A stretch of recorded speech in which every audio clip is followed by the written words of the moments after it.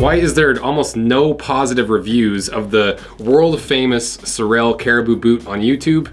Well, we're gonna cut this one in half to see if we can figure out why people don't love this boot anymore. And I didn't want to do a sponsor for this video because I could use your guys' help. The house that I live in is owned by my buddy Jay, who's helped out with a lot of the different videos on the channel, and my buddy Brody, who's our main editor, lives in the house as well. Well, our garage burned down along with like 6 Harleys, 5 dirt bikes, Jay's Tacoma burned down, and insurance didn't even get close to covering it. And so we made him a GoFundMe to try to recoup at least a portion of what they lost in the fire. So if you're in the charitable mood or the holiday giving mood, or you just need a tax write-off of a charitable donation, this is a good one to do because these guys are what make this channel possible. So consider it. I'll put a link in the description, and thank you guys for even considering helping these guys out.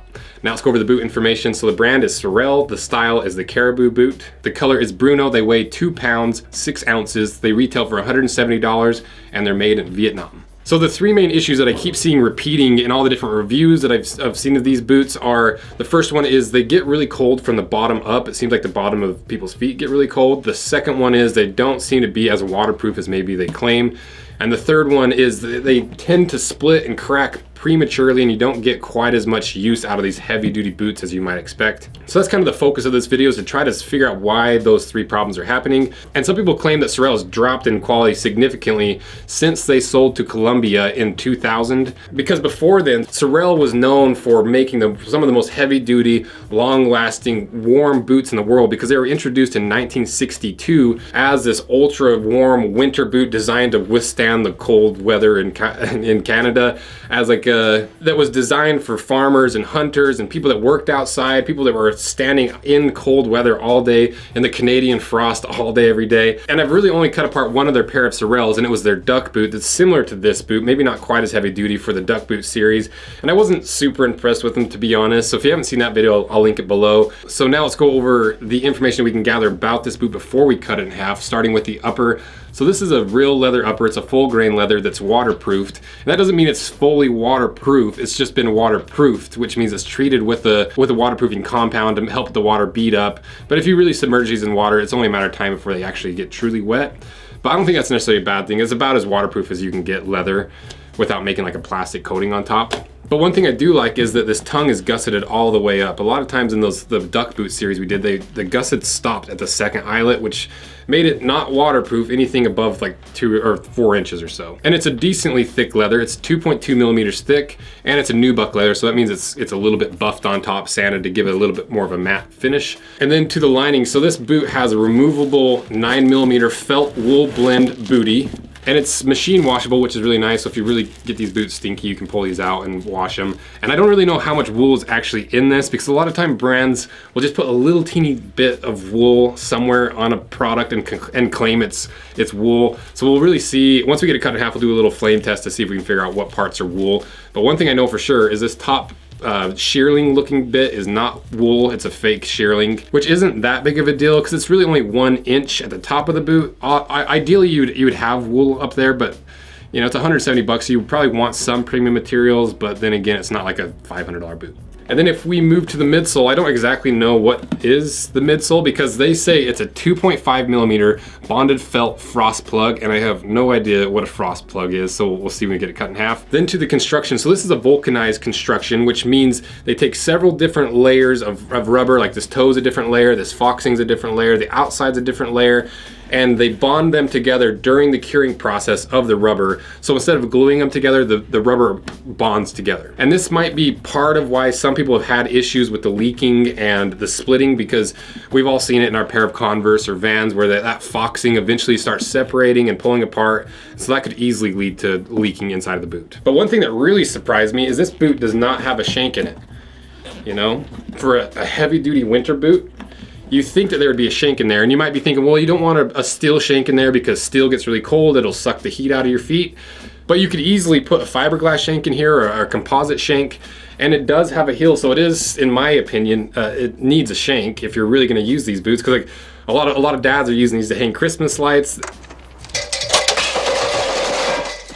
And just generally walking around in these, it is nice to have that shank in there so you don't get that high pressure point at the forefront of your heel. And then to the waterproofing. So how is this waterproofed other than the waterproofed leather, and obviously rubber's fairly waterproof? Well, this stitching on the outside is a Puritan stitch that is used to connect these two layers, and then on the inside they basically take like a rubber cement, they coat the inside of that stitching to prevent any water leaching through. And in the next video where we compare this boot to the other 5 most popular winter boots, we're gonna actually submerge these again just like we did in the duck boot video to see how waterproof these actually are. And then to the outsole, so this is a rubber outsole that has some pretty heavy lugs on it.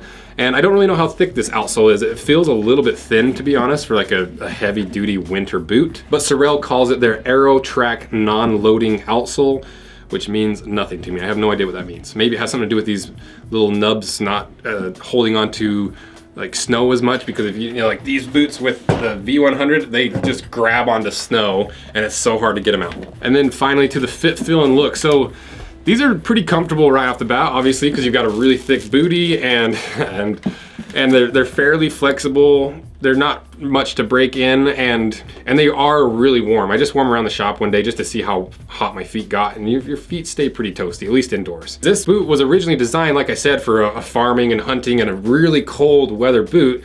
But every 5 years or so, it kind of comes back into style with especially ladies who like the big chunkiness of these boots, and they wear them almost like a fashion statement. And I'm really wondering if that's part of where the quality issues are coming from, because if Sorel is pivoting this particular model more towards the general consumers and less towards work and the heavy duty needing to be heavily insulated and a durable boot, that might be where some of these issues are coming from. So to answer that, let's cut this thing in half. Look at this boy.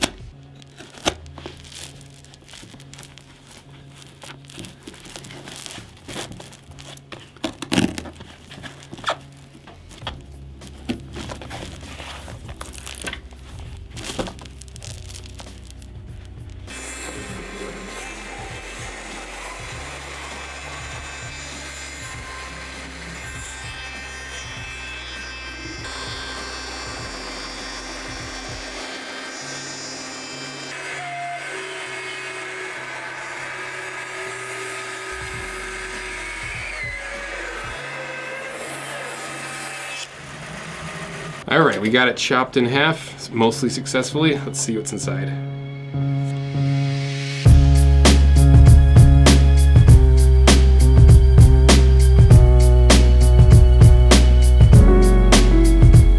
So the first thing that really stood out to me is that this bootie is heat shielded. To hear that crinkling, that crackling on the inside, that is this little layer of what looks like almost a tinfoil layer that is a reflective layer. So instead of the heat from your feet dissipating out, it's supposed to reflect it back in and keep your feet warm. But it's not on the bottom of the bootie, which I thought was interesting because that's where all the heat's gonna leave, because that's where your feet are contacting the ground. But maybe you can't do that. Maybe it wears out too fast or something, but I just thought that was kind of strange. And as for the 2.5 millimeter frost plug, it must just be this felt layer right here. But if I was gonna name something a frost plug, I would probably put something a little bit more beefy than just this layer of felt, because this is almost the exact same material, even thinner than what you see in some of those Doc Martens that have a felt layer. And I really don't think this is gonna prevent much heat from leaving. It seems like it's mostly just marketing jargon calling this layer a frost plug, because I don't see anything else in here that would be considered a frost plug. And that might be part of why it feels like the heat's always leaving from the bottom of your feet, that and the fact that that's where you're making contact with the frozen ground.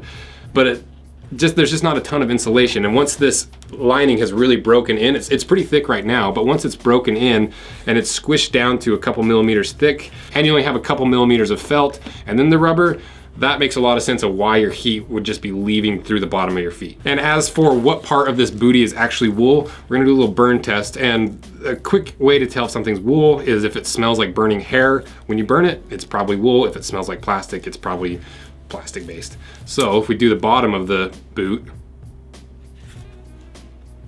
that smells like plastic. Let's try the green inner lining.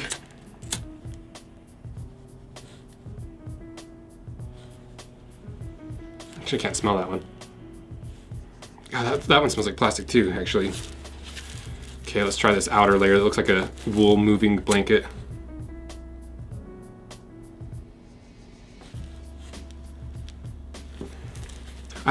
They all smell like plastic. I don't know. They honestly all smell like plastic. So if it is wool blended, it's a very low wool content, because we already know this isn't wool.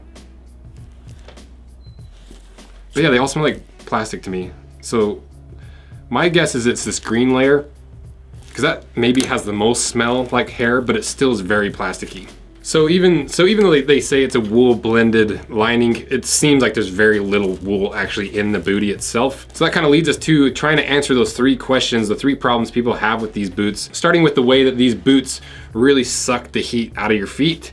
Well, this outsole is a lot thinner than I expected, especially for a really heavy duty boot. I thought for sure that obviously the lugs are pretty thick, but the actual thickness between the lugs is really quite thin. And like I said, the frost plug is really thin as well. So you don't really have that many layers between you and the ground. For a boot that was designed for keeping your feet warm, it just doesn't seem quite as hardy as I was expecting it to be. It's really similarly built to the other Sorels that we saw. And then to the second problem, which is these aren't as waterproof as some people were expecting. Well, you can see on the inside here now how well that seam seal is coating the inside of the boot, where that water could potentially leak through the threads. So I'm sure after a lot of wear, once you flex these a bunch, that starts to break down and starts to split, and you could get some leaking there. But the nice thing is it's easily fixed by just taking a little bit of beeswax and just rubbing it on those threads on occasion. That'll do just as much as the seam seal itself at the end of the day. But I don't think that's where people are getting leaks. I think most people are having leaks in this boot because of the vulcanized construction, because it only takes a little bit of separation before that water starts leaking in. And the second issue that would lead to water leaking in is the fact that this rubber is prone to splitting after a little bit of wear, especially if you sit them on the shelf for 9 months and you bring them back out, that rubber gets dry and it starts to get brittle and starts to crack. So that could easily lead to the leaking that people are complaining about. And that cracking is the third issue, because people say it cracks and splits a lot, and a big part of that is because of how thin this leather, or how thin this rubber is. With the lining on the inside, it's still only 2.6 millimeters thick, and for a really heavy duty winter boot, I was shocked at how thin that was. And obviously there's some pros to this as well, because they are going to be a lot more flexible, and if it does pinch down on one of your toes, it's not quite as heavy of a rubber that you're gonna have to kind of break in. So there's pros to it. But me personally, if I'm buying this boot, this big chunky winter boot, I want it to be a winter tank. I want it to be super heavy leather, really thick sole, lots of thick rubber, so that I'm shielded from the environment. And I'm just not as concerned about the comfort for this boot, because I'm not going to wear this boot every single day. This is a boot that I'm going to take sleigh riding or hanging Christmas lights,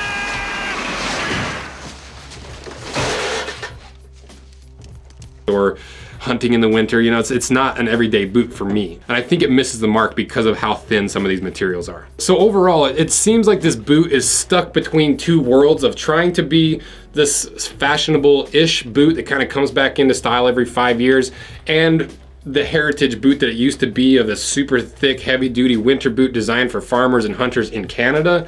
It's somewhere stuck between those worlds, and it doesn't seem like it does either one very well anymore. And that might be just to save the brand, to drop the price and make it an accessible boot for a lot of people, to sell more boots, and it just lacks the specialization that Sorel originally was known for. But I wouldn't necessarily say this is a bad boot. You know, I think it's fine for what it is. It might be a little bit expensive for what you get from this boot. So I'm a little disappointed in this boot, because this is the boot that everyone says, this is the winter boot. If you're gonna get a winter boot, get this one.